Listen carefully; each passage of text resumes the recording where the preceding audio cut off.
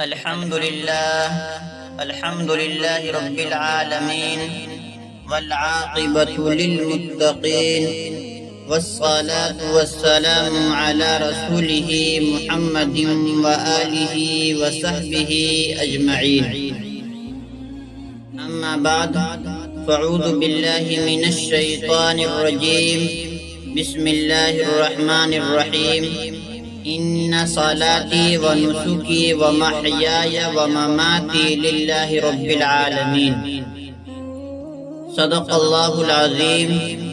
اللهم صل على محمد وعلى آل محمد كما صليت على إبراهيم وعلى آل إبراهيم إنك حميد مجيد. اللهم بارك على محمد وعلى آل محمد كما باركت على إبراهيم وعلى آل إبراهيم إنك حميد مجيد. میرے محترم بزرگوں اور دوستوں، آج میں آپ کے سامنے اخلاصی نیت کے متعلق چند باتیں عرض کروں گا کہ ہمارے ہر کام میں، ہر عمل میں اخلاص پیدا ہو جائے. میرے عزیز دوستو، شرک کی دو قسمیں ہیں. ایک شرک اکبر ہے جس کو شرک جلی بھی کہتے ہیں، اور ایک شرک اصغر ہے جس کو شرک خفی بھی کہتے ہیں. یعنی واضح اور کھلا شرک اور خفی اور پوشیدہ شرک، دونوں ہی سے بچنے کا حکم ہے، اور دونوں ہی حرام، ناجائز اور گناہ کبیرہ ہے.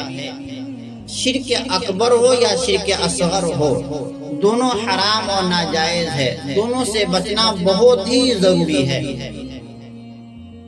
آپ پہلے شرک اکبر کی تعریف سمجھیے کہ شرک اکبر اور شرک جلی تو یہی ہے کہ اللہ تعالی کی ذات و صفات میں غیر اللہ کو شریک کر کے اس کو بھی خدا کا ساجی اور ان کو عبادات میں اللہ کا شریک ٹھہرایا جائے.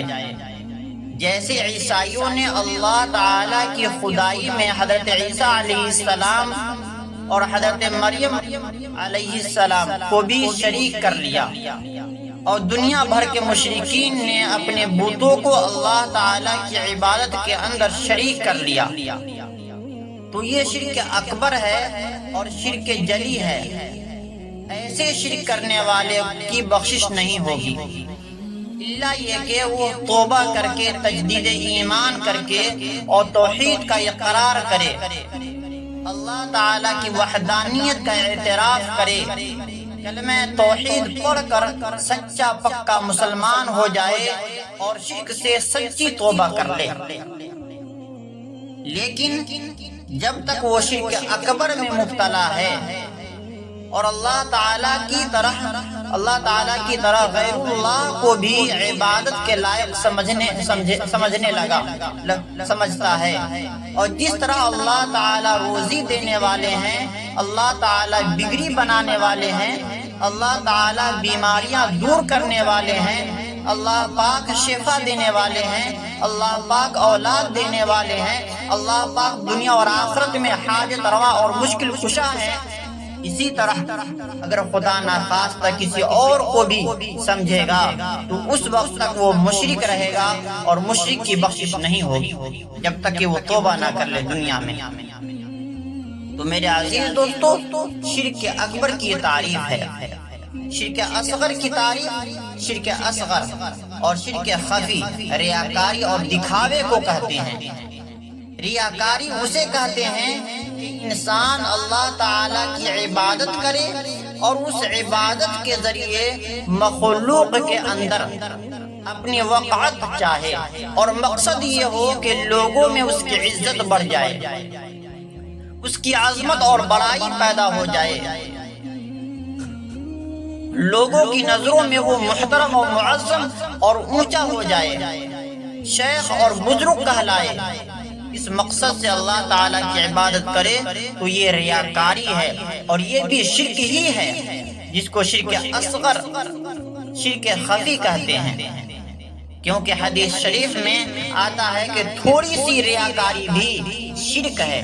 اس لیے ہر مسلمان، ہر مرد عورت پر لازم ہے کہ وہ اپنے اعمال کے اندر اخلاص کو اختیار کرے، دکھاوا، ریاکاری اور نام و نمود سے پرہیز کرے، عبادات، معاملات، معاشرت اور اخلاق سب کے اندر ہی ریاکاری سے پرہیز کرے، ہر عمل میں ریاکاری سے پرہیز کرے، جو بھی اچھا اور نیک کام کرے دل میں صرف اللہ تعالی کی رضا پیش نظر ہو، مخلوق کی نظر میں اچھا ہونے کا کوئی قصد و ارادہ نہ ہو، کوئی خواہش نہ ہو، کیونکہ عبادت تو صرف اللہ تعالی کے لیے ہے۔ جب ہمارا اللہ تعالی پر ایمان ہے اور وہی ہمارے خالق و مالک ہے اور معبود برحق ہے، تو بس عبادت تو صرف انہی کے لیے ہو سکتی ہے، اسی لیے انہی کے واسطے کرنی چاہیے۔ اللہ نے بھی قرآن میں بھی کہا ان صلاتی و نسکی و محیای و مماتی للہ رب العالمین۔ اس آیت میں بھی اللہ تبارک و تعالیٰ نے اس کی طرف اشارہ کیا ہے کہ اسی کی تائید کرتا ہے کہ بلا شبہ میری نماز، میری قربانی، میری زندگی اور میری موت رب العالمین کے لیے ہے۔ تو میرے عزیز دوستو، اپنے عمل میں اخلاص و للہیت پیدا کرنا چاہیے۔ ایک مومن کے ایمان کا تقاضا یہی ہے کہ اس کا جو کام بھی ہو، اطاعت، عبادت، نیکی اور عمل صالح وغیرہ، وہ سب اللہ تعالیٰ کے واسطے ہو۔ اب اللہ تعالیٰ کو چھوڑ کر اللہ تعالیٰ کی عبادت میں، اس کے بتائے ہوئے نیک عمل میں مخلوق خدا کی رضا اور خوشنودی چاہنا، ان کی نظر میں اپنی بڑائی چاہنا کہ میں عبادت اس لیے کروں کہ لوگ مجھے عبادت گزار کہیں، زاہد، عابد، بزرگ، اللہ والا کہیں، تو یہ عبادت سے مخلوق کی خوشنودی چاہنا ہوا۔ حالانکہ عبادت تو اسی لیے تھی کہ اللہ تعالی کی رضا چاہی جاتی، لیکن یہ مخلوق کی خوشنودی اور اس کی رضا چاہنے کے لیے اس کو کر رہا ہے، لہذا یہ عمل مخلوق کے لیے ہو گیا، اور جو عمل مخلوق کے لیے ہوگا وہ کیسے اللہ کی رضا کا ذریعہ بنے گا؟ بلکہ وہ تو اللہ کے غضب کا ذریعہ بنے گا، اللہ کے غصہ کا ذریعہ بنے گا۔ اسی لیے اس سے بچنا بہت ضروری ہے۔ میرے عزیز دوستو، ریاکاری کی تین صورتیں ہیں۔ علماء نے ریاکاری کی تین صورتیں بہت ہی پیاری انداز میں بیان فرمائی ہیں۔ پہلی صورت یہ ہے کہ مخلوق کی خاطر کوئی عبادت کرنا، مخلوق کی خاطر کوئی عبادت کرنا، یہ بھی ریاکاری ہے۔ دوسری صورت یہ ہے کہ مخلوق کی وجہ سے کسی نیک عمل کو چھوڑنا، یہ بھی ریاکاری ہے۔ اور تیسری صورت یہ ہے کہ مخلوق کی وجہ سے کسی نیک عمل کو چھپانا، یہ بھی ریاکاری ہے۔ میرے عزیز دوستو، اب اس تینوں کی آپ تھوڑا سا تشریح سمجھ لیجئے۔ پہلی صورت کی تشریح کیا ہے؟ پہلی صورت مخلوق کی خاطر کوئی عبادت کرنا، یہ تو بالکل واضح ریاکاری ہے، کیونکہ عبادت اس لیے کرے کہ لوگ اس کو عبادت گزار کہیں، صدقہ خیرات اس لیے کرے کہ لوگ اس کو سخی کہیں، روزے اس لیے زیادہ رکھے کہ لوگ اس کو روزہ دار کہیں، حج و عمرہ اس لیے کرے کہ لوگ اس کو الحاج کہیں، قوم، برادری اور خاندان کے لوگ ان کے معاملات میں اس لیے دخل دیں کہ لوگ اس کو قوم کا ہمدرد کہیں۔ تو یہ عمل کرنا تو مخلوق کو دکھانے اور اس کی خوشنودی کے لیے ہوا، یہ تو واضح ریاکاری ہے اور ناجائز اور حرام کام ہے۔ دوسری صورت کی تشریح، دوسری صورت مخلوق کی وجہ سے کسی نیک عمل کو چھوڑ دینا، یہ بھی ریاکاری ہے۔ مثلا کوئی شخص مسجد میں نماز پڑھنے کے لیے آیا اور کسی نے اس کو دیکھ لیا تو اس نے نماز پڑھنا ہی چھوڑ دی، اس لیے کہ اس نے یہ سوچا کہ یہ لوگ مجھے دیکھ کر یہ سمجھیں گے کہ یہ تو بہت ہی نماز کا پابند ہے، پکا نمازی بن گیا ہے، آج تک تو اس نے مسجد دیکھی نہیں تھی، آج پہلی صف میں بیٹھا ہے، اس بنا پر اس نے نماز ہی پڑھنی چھوڑ دی۔ اب یہ اس انتظار میں ہے کہ یہ لوگ جائیں تو ہم نماز پڑھوں گا۔ یا مثلا پہلے تو بڑا گڑ گڑا کر دعا کر رہا تھا، مشکل بھی شکل بھی رونے کی جیسی بنا رکھی تھی، ہاتھ بھی اٹھا رکھے تھے، دل بھی جھکا ہوا تھا۔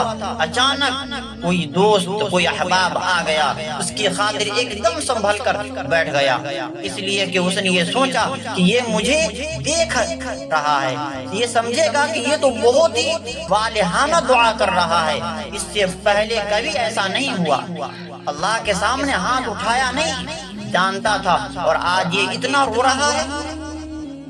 اب دوست کو دیکھ کر اس نے اپنے ہاتھ نیچے کر لیے اور اس نے رونے کی شکل بنائی ہوئی تھی اسے بھی ختم کر دیا، اور گڑ گڑا کر رونا بھی چھوڑ دیا، دعا ہی چھوڑ دی، یا ذکر کرنا ہی چھوڑ دیا، تلاوت کر رہا تھا تلاوت کرنا ہی چھوڑ دیا، بیان کر رہا تھا بیان کرنا ہی چھوڑ دیا، یعنی کوئی نیک کام کر رہا تھا اور کسی نے اس کو دیکھ لیا تو اس کے دیکھنے کی وجہ سے اس نے اس عمل کو چھوڑ دیا، ترک کر دیا، یہ بھی ریاکاری ہے۔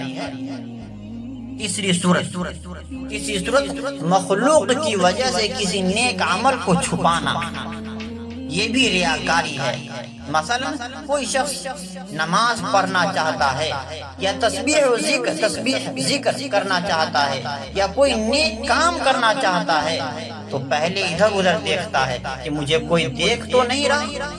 جب اس کو اندازہ ہو جاتا ہے کہ کوئی نہیں دیکھ رہا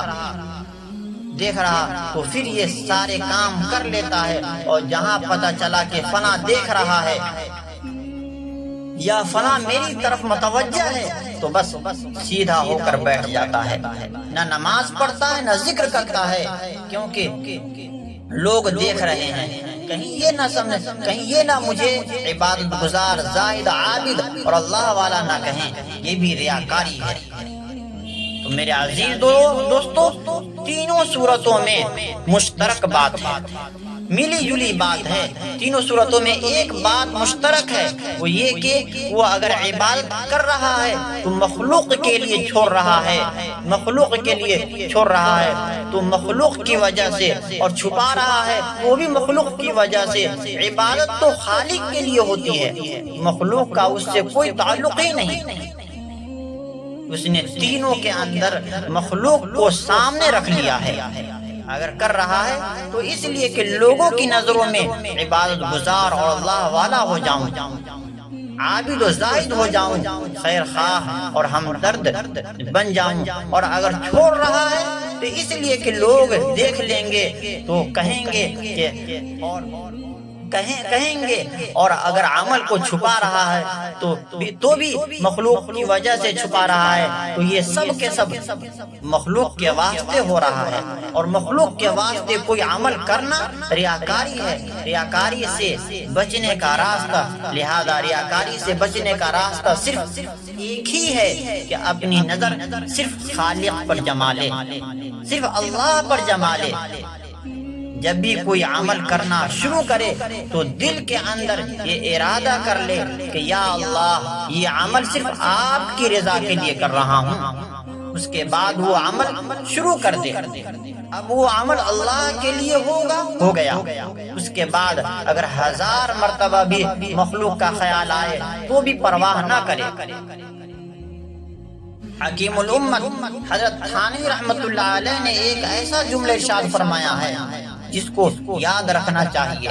فرمایا کہ وسوسہ ریا نہیں ہے، یعنی اللہ تعالیٰ کی رضا کے لیے عمل شروع کرنے کے بعد اگر دکھاوے کا خیال آئے، وسوسہ آئے تو یہ ریاکاری نہیں ہے، کیونکہ ریاکاری بھی ارادے سے ہوتی ہے، جیسے اخلاص اپنے ارادے سے ہوتا ہے۔ اگر ہم نے اپنے عمل کے اندر اللہ تعالیٰ کو راضی کرنے کا ارادہ کر لیا تو اخلاص ہے، مخلوق کو دکھانے کا ارادہ کر لیا تو ریاکاری ہے۔ بس ہم نے اللہ تعالیٰ کے لیے عمل کرنے کا ارادہ کیا ہے تو خود بخود وسوسے اور خیالات آئیں کہ فلاں آدمی دیکھ لے گا یا فلاں آدمی کیا سوچے گا، تو یہ صرف وسوسے ہیں اور خیالات ہیں، ہماری نیت یہ نہیں ہے۔ جب نیت نہیں تو ریاکاری خود بخود چپک نہیں سکتی ہے ریاکاری، جب تک کہ ہم خود نہ چپکائیں اپنے اندر۔ تو میرے عزیز دوستو، ہمیں کیا ضرورت ہے چپکانے کی؟ لہذا ریاکاری بھی اپنے اختیار سے ہوتی ہے، اخلاص بھی اپنے اختیار سے ہوتا ہے۔ میرے عزیز دوستو، عمل اللہ تعالی کے لیے کرنے کی نیت کریں۔ ہمیں چاہیے کہ نماز، ذکر، تلاوت، تسبیح، دعا، حج، زکوٰۃ، خیرات، کسی کے ساتھ اچھا سلوک اور برتاؤ، اگر جو بھی نیک عمل انسان کرے صرف اللہ کے لیے کرے، اور اللہ کے لیے کرنا ہر آدمی کے اختیار میں ہے۔ لہذا اللہ تعالیٰ کے لیے کرنے کی نیت کر لے، اور نیت کرنے کے بعد جتنے بھی خیالات آتے رہیں ان کی پرواہ نہ کرے، ان کو بھگاتا رہے، ٹھہرنے نہ دے اپنے دلوں میں، اپنی اندر جگہ نہ دے، ان کی طرف توجہ نہ کرے، اور زیادہ ہی کوئی وسوسہ ستائے تو پھر اپنی نیت کی تجدید کر لے۔ یہ نیت کرے کہ یا اللہ، میں تو آپ کے لیے ہی کر رہا ہوں، اور اس وسوسہ اور خیال سے بالکل بری ہو۔ بس پھر خیال آنا ہی چھوڑ دے گا۔ شیطان کہے گا کہ بھائی یہ تو بہت ہی پڑھا لکھا، تربیت یافتہ ہے، میرے وسوسوں سے اس کا بال بھی نہیں ہل سکتا۔ انشاءاللہ تعالی وسوسہ ڈالنا ہی شیطان چھوڑ دے گا، اور اگر شیطان وسوسہ ڈالے بھی تو ڈالتا رہے، ہمیں اس سے کوئی نقصان نہیں ہوتا۔ بہرحال عمل کے اندر ریاکاری بہت بڑا گناہ ہے، اور اس کا بہت بڑا عذاب و وبال ہے۔ اس لیے انسان جو بھی عمل کرے اللہ کی رضا کے لیے کرے۔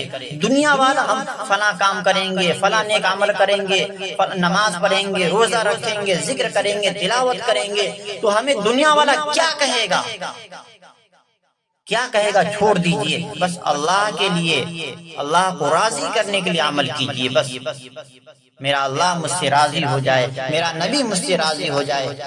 دعا کیجئے کہ اللہ پاک ہم سب کے اندر ہمارے عمل میں اخلاص و للہیت پیدا فرما دے۔ وما علینا الا البلاغ۔